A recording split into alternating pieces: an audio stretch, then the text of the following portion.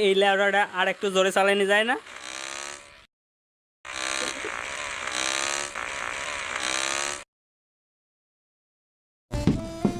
এই কি হয়েছে? কি দেখার জন্য ডাকতেছিস? দেখ বারেকের গাছের পেয়ারা।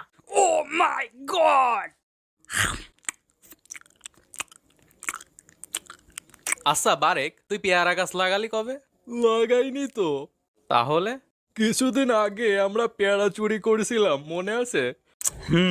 তুই বেশি খাইছিলি,